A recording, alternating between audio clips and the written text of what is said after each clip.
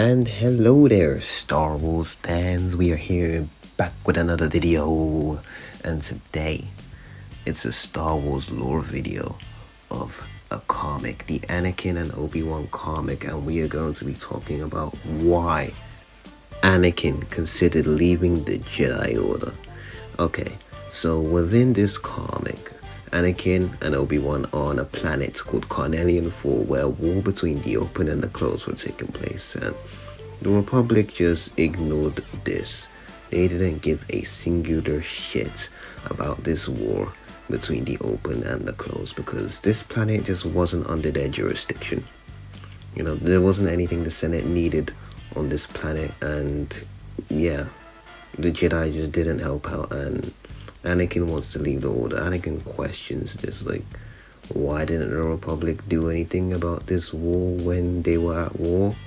When Obi-Wan's like, it wasn't under our jurisdiction and the Jedi are controlled by the Senate, so, you know, you can't really do anything about it, and we keep us up to peace. And yeah, Obi-Wan also doesn't like it, but he does things very by the book. He's more about following orders, and yeah, that's how they settle it at that time. And we get a flashback where Anakin's destroying a Darth Maul hologram aggressively, and other Padawans like mock him and call him a slave, and he's a slave to his emotions, which ultimately makes him angrier. You know, he didn't like that.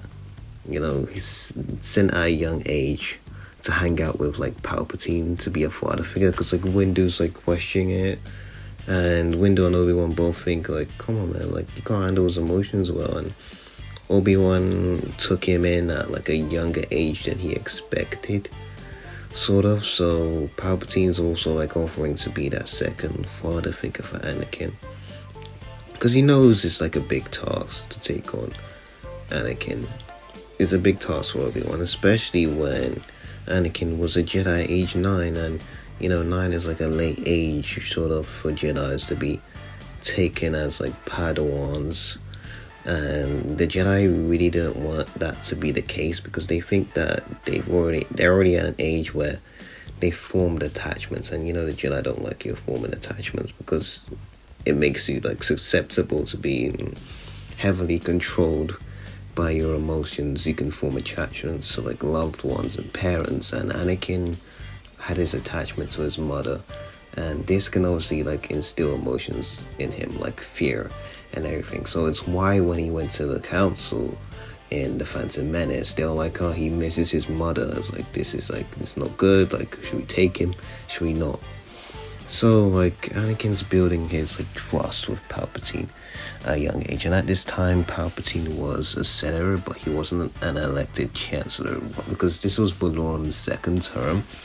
Valorum was still in that role of chancellor at that time, and they stumble upon like another sort of like gang war, like in like fighting at that time, where a lady called Mother Pran asks Obi-Wan and Anakin if they're a part of the open or closed like groups, and they hold them at gunpoint. And Anakin talks about how they're on Cornelian 4 because someone on that planet was like requesting Jedi aid, and Mother Pran is like completely oblivious, like completely unaware of what a Jedi is, showing that the Republic have ignored the downfall and the tragedy of this planet, and the Jedi are essentially like serving as like tools for them at this point, because why is this planet just being left to ruin, like left to bits, left to shit? Yeah, they need help. So we get another flashback moment where a cloaked up like Anakin and Palpatine are walking next around the lower levels of Coruscant. So Anakin's cloaked up sort of in like a Nightfall Vader fashion, and Palpatine is sort of a Darth Sidious fashion. And Palpatine talks about how Valorum, during his like terms as Chancellor, he pretended these lower levels didn't exist. So that same pattern showing that the Republic, they really didn't care about these areas that were just full of scum and villainy, as Obi-Wan would say.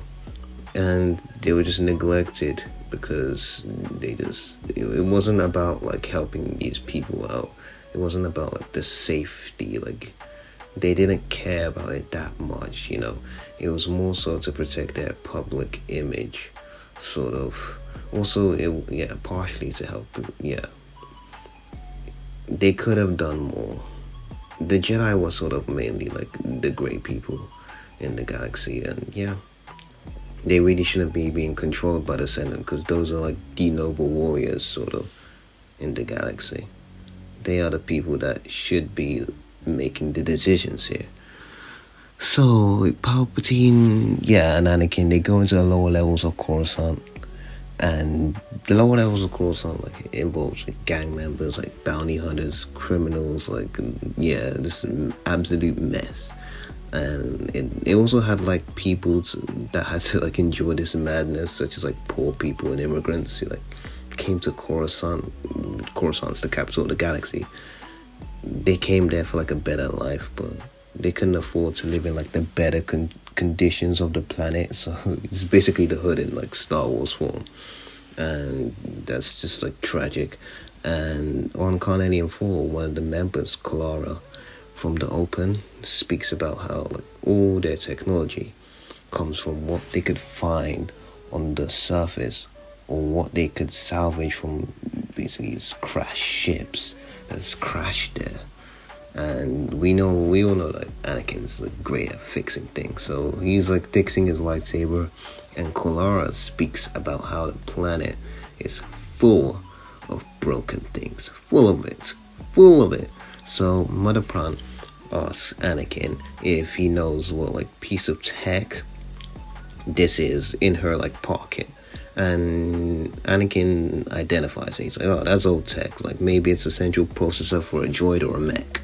And he fixed it, and Mother Pran is like extremely surprised, extremely like, oh, like what the fuck, like he can fix this like droid for me, like he can put our entire planet on the map, like he could like put us on the right path. And it shows that if Anakin himself could fix their tech, like at this time, like Anakin's like, he's a Padawan, like this is not even Attack of the Clones, this is before Attack of the Clones. So he's like very young here. And it shows that if Anakin could fix their tech, like someone in the Republic could, but they constantly choose not to. And this planet has just been neglected. Absolutely neglected. And it shows that they've barely been provided with like any good up-to-date resources due to their lack of political involvement. So we get like another flashback here in the club, in the lower levels of Coruscant, the Club Kazaka, where Palpatine's talking about how revolting the slavery is within it, and Anakin was formerly a slave. So Palps expects it to be like a touchy subject to bring around him. And Anakin like talks about how he doesn't like understand why the Senate doesn't do shit about this club full of like corrupt senators. Like what the fuck, bro? And Palpatine tells him how the club is like, it's full of senators. So he talks about how Calandra is one of the senators there. Like he's the senator of the Scintilla system, and he's one of those corrupt senators that are in like this club up to madness, up to no good. And later in this flashback sequence in Palpatine's office, Anakin talks to him like, oh, he should order the Jedi to remove Calandra from his world. Like he's like questioning this, this young kid questioning these orders, like he has the only one with like a working like brain here, like. But Palpatine informs him that the Jedi aren't like his, and are under like senatorial authority. So getting him arrested would like be the choice of a dictator. And he says this isn't his wish, but we all know the truth about like we all know the truth about like Sheev Palpatine.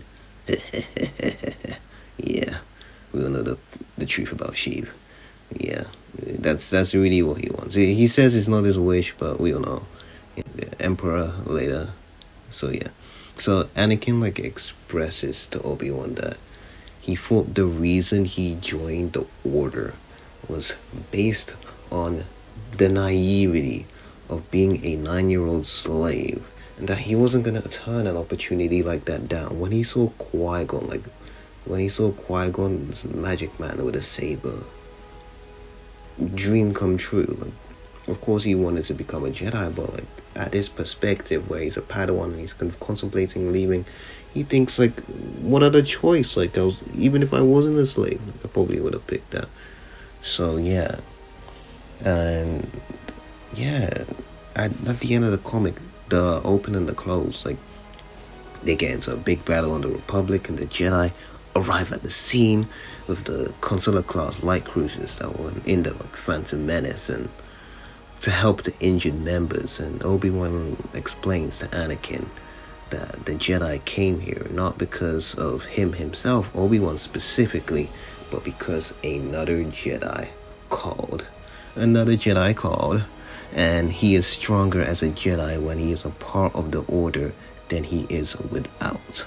So Yoda and Obi-Wan, they both respected Anakin's decision to leave the Order, while Obi-Wan was also contemplating, like, come on, like, if Anakin, the person I trained, like, I'm not gonna let him leave on his own. I'm still going to continue Qui-Gon's dying wish to train him if he was to leave. But Yoda was like, the council, I don't know if this is gonna go okay. Like, with the council, I don't know if this is gonna like go okay with them. But Obi-Wan's like, no, I'll do it. And yeah, Anakin decides to continue being a Jedi because he learns like he can't do this on his own. Like, he is stronger together. He could do his duty, be a keeper of the peace, be a better keeper of the peace if he is with the Jedi Order. So yeah, I really like or love this comic, and yeah, amazing, like great storyline. I like it when Star Wars like dives into good stories like this and gets really creative with it. But yeah, I really enjoyed making this lore video, and yeah, may the force be with y'all. Bye.